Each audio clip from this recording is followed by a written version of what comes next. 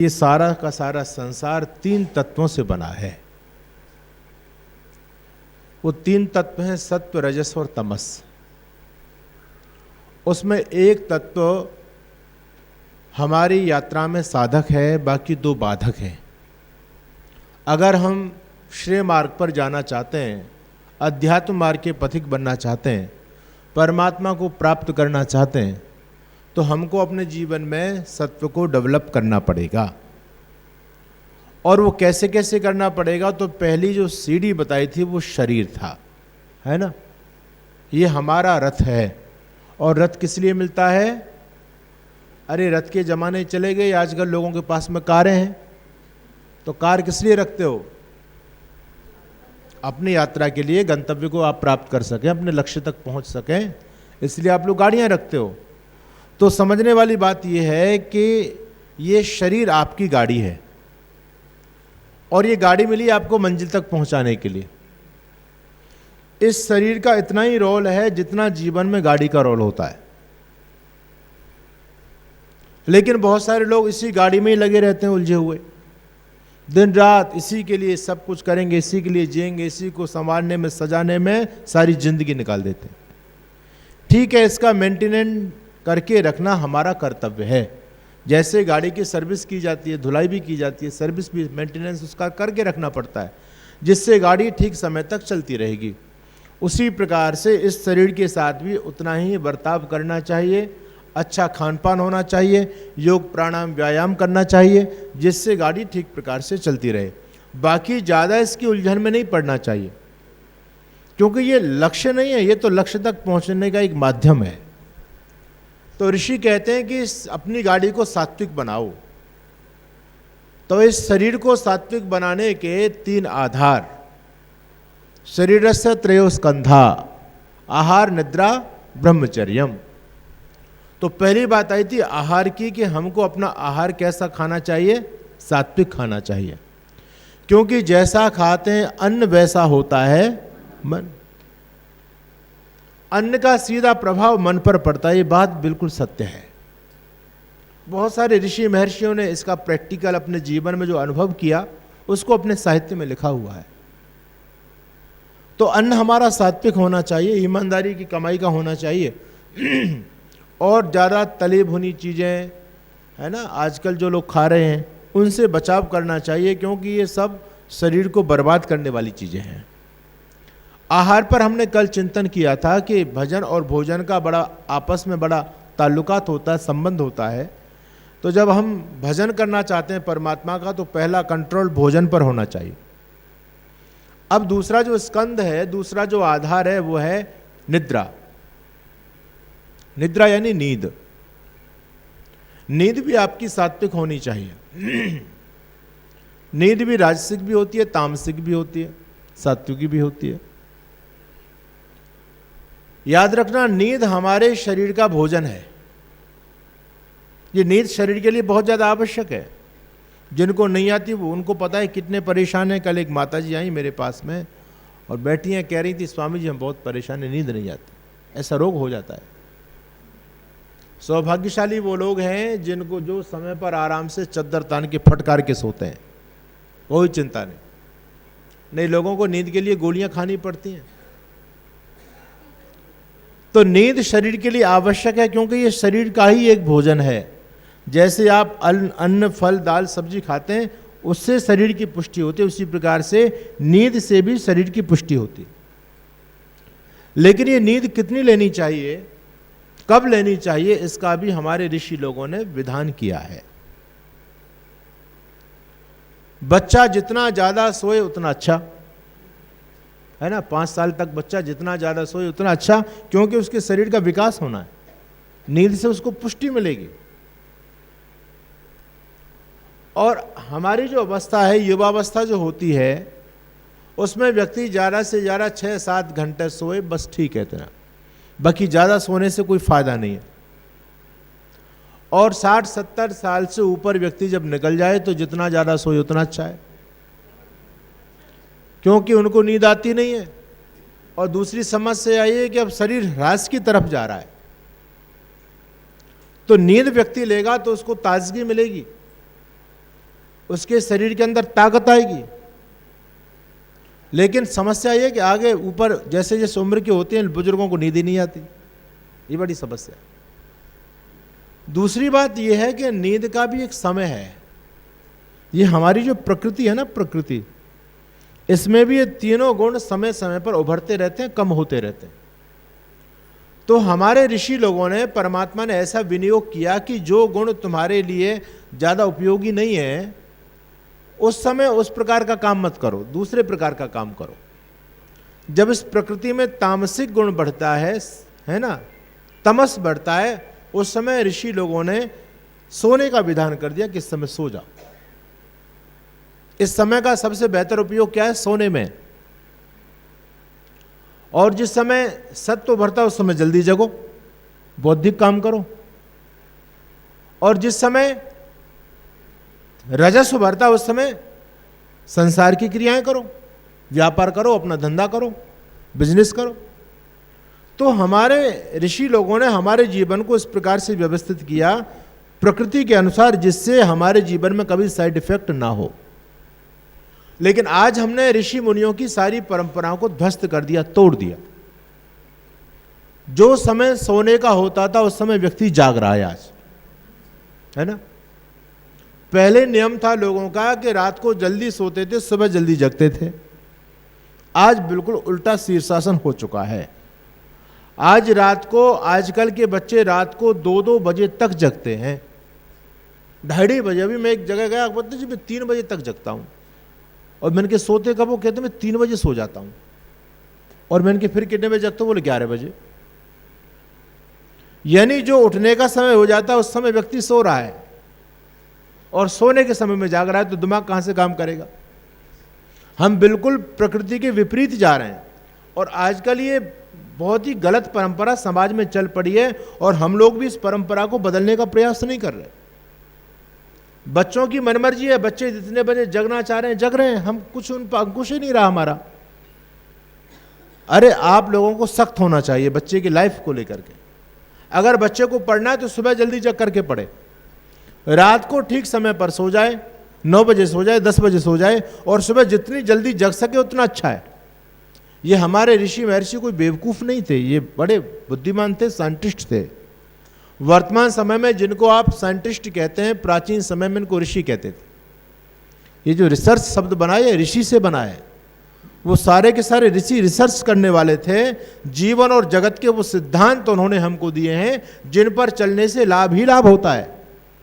बड़े प्रैक्टिकल सिद्धांत उन लोगों ने दिया। ये सुबह का समय क्या है? अमृत बेला है, अमृत बेला।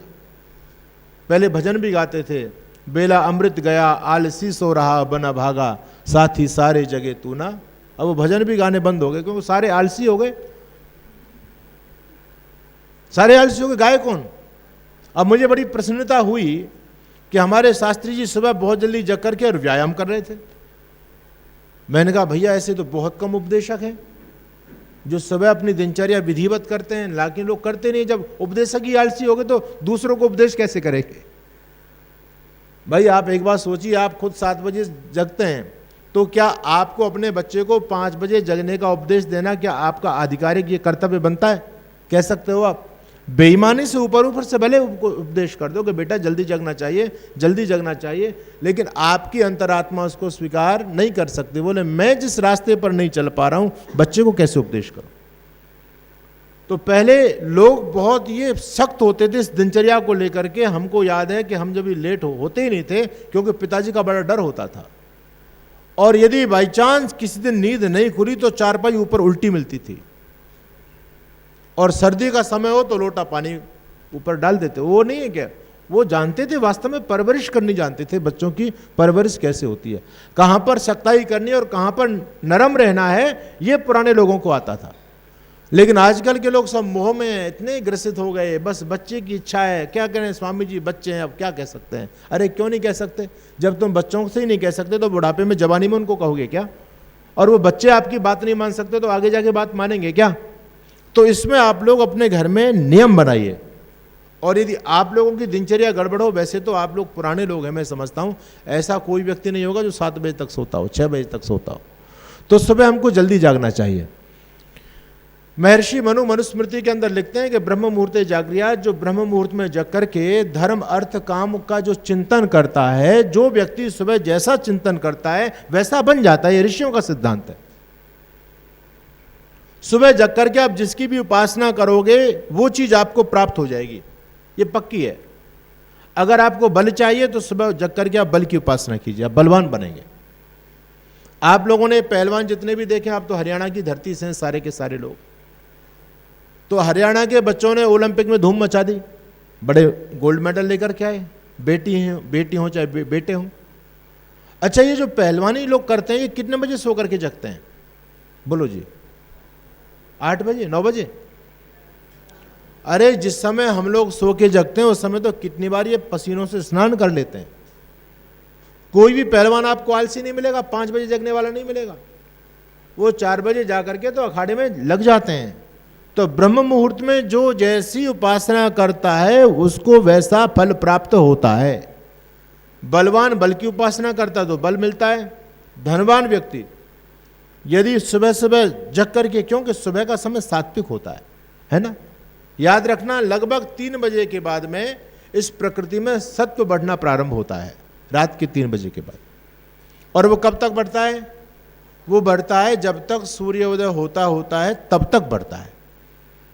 और जैसे ही सूर्योदय जितना तेजी से बढ़ता चला जाएगा सूर्य, उतने अनुपात में सत्व कम हो जाएगा, रजस बढ़ जाएगा।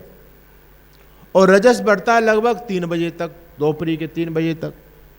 उसके बाद में नहीं, दोपहर 3 बजे तक क्या पड़ता है? रजस। तो उस समय ऋषि लोगों ने संसार के कामों का विधान किया, इन कामों को करो। और उसके बाद में धीरे धीरे तमस प्रारंभ हो जाता है। तो जब तमस हो, रात्रि होती है, तो उस समय सो जाओ, उसका बेहतर उपयोग यही है। तो ऋषि लोगों ने जीवन को ऐसा बांधा। लेकिन जो सुबह का ब्रह्म मुहूर्त की बेला है, जो अद्भुत बेला है, अमृत बेला है, उस समय व्यक्ति आलसी बन करके सो रहा है। सुबह का समय कितना महत्वपूर्ण है। पुराने समय में आप लोगों ने देखा, पहले फोन होते थे, एसटीडी की दुकानें होती थी। मोबाइल तो आजकल होते हैं, पहले आज से 20 साल पहले आप लोग लौट जाओ, कहाँ फ़ोन होते थे। हम भी जब रेवली में पढ़ते थे तो यहाँ 15 सेक्टर के चौराहे पर एक एसटीडी की दुकान होती थी, तो यहाँ फ़ोन करने आना पड़ता था उससे। तो जब आप फ़ोन मिलाते थे, फ़ोन लगता नहीं था, बड़ी परेशानी होती थी। और रात को तो प्राय ये स्थिति होती थी, एक ही बात आती, इस रूट की सभी लाइनें व्यस्त हैं, कृपया थोड़ी देर बाद डायल करें। बार बार मिलाओ, बार बार यही बात आती है, बार बार मिलाओ, बार बार यही बात आती है। लेकिन सुबह जैसे ही आप लगाओगे एकदम घंटी चली जाती थी, सुबह एकदम बात होती है। इसका कारण क्या है? सुबह के समय लाइन बिल्कुल क्लियर होती है और हर व्यक्ति की लाइन क्लियर होती है। विद्यार्थी के लिए विद्या की लाइन क्लियर है, व्यवसायी के लिए व्यवसाय की लाइन क्लियर है, पहलवान के लिए पहलवानी की लाइन क्लियर है, और जो भजनानंदी हैं, परमात्मा के ध्यान करना चाहते हैं, उनके लिए ध्यान की लाइन क्लियर रहती है। सुबह ऑटोमेटिक अपने आप ध्यान लगता है, ये बात सत्य है। अच्छा, सुबह उठ करके एकदम आपके मन में कोई ऊटपटांग विचार आता है क्या? बोलो, नहीं आता। वो काल का प्रभाव होता है जीवन में। तो सुबह का जो समय है वो अद्भुत समय है, उस समय हमको नहीं सोना चाहिए। अपने बच्चों को यदि आप स्वस्थ रखना चाहते हैं, मैं तो कहता हूं चलो कोई बात नहीं, अगर आप सुबह के समय जल्दी जग भी गए ना, व्यायाम नहीं भी कर पाए तब भी बात बन जाएगी, कोई बात नहीं। क्योंकि सुबह के समय जगना ही अपने आप में रामबाण का काम करता है। लेकिन जो आलसी धरे रहते हैं, चारपाई पर पड़े रहते हैं, वो कभी रोगों से नहीं बच सकते। तो सुबह जल्दी जगना, सुबह के समय कभी मत सोना। तो पहली बात की निद्रा, निद्रा हमारी गाढ़ निद्रा होनी चाहिए। एक नींद हमको ऐसी आती है जब हम थके हारे होते हैं, तो जब तक स्वप्न नहीं आते तब तक हमारा शरीर का कोटा पूरा हो लेता है। उसके बाद में नींद नहीं आती, उसके बाद हम पड़े रहेंगे, करवट बदलते रहेंगे, स्वप्न देखते रहेंगे। वो निद्रा बेकार, वो किसी काम की नहीं है। तो गाढ़ निद्रा इस शरीर के लिए आवश्यक है। तो नींद पर हमारा नियंत्रण होना चाहिए। नींद कब लेनी है, कितनी लेनी है, इस पर कंट्रोल होना चाहिए। दिन भर सोने से बात नहीं बनेगी। दिन में यदि आप थके हैं, बौद्धिक काम करते हैं, थोड़ा विश्राम कर सकते हो आप, लेकिन ज़्यादा आप दिन में न सो करके रात्रि में सोएं तो रात्रि को ठीक समय पर नींद आएगी। और एक नियम बना लो अपने घर में जा करके कि 9 या 10 बजे के बाद में सबके फोन एक साथ जमा हो जाएंगे, है ना। नहीं तो बच्चे फोन लेकर के पता नहीं रात को क्या क्या करते हैं और कितने कितने बजे तक सोते हैं, आपको पता ही नहीं है। अगर आपके घर में चलती है, बच्चे आपके मानते हैं, तो बच्चों से फोन ले लो, ये बात बिल्कुल सत्य बता रहा हूं मैं आपको। नहीं तो स्थिति बड़ी खराब हो रही है आजकल समाज की, आपको पता ही नहीं है और बच्चे कहां जा रहे हैं बस पूछो मत, आप सब जानते हैं इस बातों को। तो घर का माहौल अच्छा बनाना चाहते हो तो एक समय बना दो, उस समय के बाद में सबके फोन भैया एकदम जमा हो जाएंगे और सुबह संध्या यज्ञ करने के बाद फोन सबको मिलेंगे, ठीक है। उससे क्या होगा, नींद समय पर आएगी, बच्चे समय पर सोना शुरू करेंगे तो सुबह जल्दी जग सकते हैं। और यदि वो रात को मोबाइल में लगे रहेंगे, मूवी देखेंगे, फेसबुक व्हाट्सएप चैटिंग करेंगे, तो कहाँ से सुबह जल्दी जग पाएंगे। इसलिए नींद का शरीर के लिए प्रॉपर होना बहुत ज़्यादा जरूरी है, क्योंकि यदि नींद भी पूरी नहीं होगी तो आप जब भजन में बैठोगे तब आपको नींद आनी शुरू हो जाएगी। तो नींद पर भी कंट्रोल, नींद पर कंट्रोल होना चाहिए। तीसरी बात ऋषि कहते हैं ब्रह्मचर्यम। इस शरीर को यदि ठीक बनाना है तो क्या, किस पर ध्यान देना पड़ेगा, ब्रह्मचर्य यानी संयम। आज हमारे देश से संयम पूरी तरह से समाप्त हो रहा है। धारावाहिकों के माध्यम से, मोबाइल के माध्यम से, सीरियल्स के माध्यम से आज हमारे बच्चों का चरित्र तो इतना खराब हो गया, इतना खराब हो गया, इतना खराब हो गया कि बस आप पूछिए मत। जो ब्रह्मचर्य काल था उस समय तक सब कुछ बर्बाद हो लेता लोगों का, संयम खत्म हो गया। हम एक जगह कार्यक्रम में गए, ब्रह्मचारी लोग भी थे वेद पाठी के लिए। शाम को जब घूमने जा रहे थे तो पूर्वी उत्तर प्रदेश की घटना है, तो एक हमने पेड़ देखा, पेड़ बड़ा पीपल का बड़ा मोटा, उसको बरम देवता बोलते हैं, और उसकी जो भी पिंडी थी बड़ी मोटी पिंडी थी, उस सारी पिंडी पर यज्ञोपवीत लपटे हुए थे सैकड़ों की संख्या में। कलावा यज्ञोपवीत आपके यहां भी करते होंगे ना, लोग पेड़ों पर बांध देते हैं।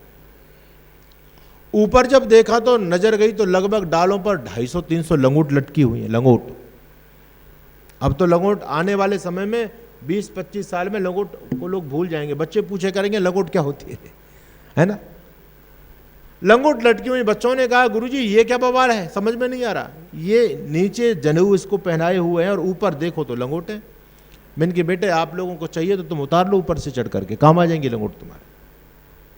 बोले ये इसको क्यों पहना दिए, इसके किस काम की है। मैंने कहा इसको पहना करके हिंदू समाज ने ये संदेशा दे दिया कि ये संयम हमारे बस की बात नहीं है, लंगोट हमने खूंटी पर टांग दी, ये देवताओं का काम है। यज्ञोपवीत पहने तो देवता पहने, हम तो नहीं पहनते, हम तो साईं के लॉकेट डाल के घूमते हैं, काला काला धागा बांध के घूमते हैं, डोरे गंडे ताबीज बांध के घूमते हैं, है ना। जिस यज्ञोपवीत की रक्षा के लिए हमारे पूर्वजों ने अपनी गर्दनें कटा दी, जिस चोटी के लिए उन्होंने अपने जीवन को सर्वस्व न्योछावर कर दिया, आज वो यज्ञोपवीत और चोटी हमारे बच्चों के गले में दिखाई नहीं देते। चिंतन कीजिए, ये कोई मामूली बात नहीं थी, बहुत बड़ी बात होती थी, बहुत बड़ी बात होती थी, लेकिन सारी चीज खत्म हो रही है। हम हिंदू लोग ऐसे हैं जो स्वयं अपनी संस्कृति को खत्म करने में लगे हुए। इसलिए मैं कहता हूं सचेत हो जाओ, जागरूक हो जाओ, अपने बच्चों को प्रेरित करो थोड़ा सा। ये गुरुकुल के बच्चे हैं, देखो कितने अच्छे यज्ञोपवीत पहनते हैं, चोटी पहनते हैं।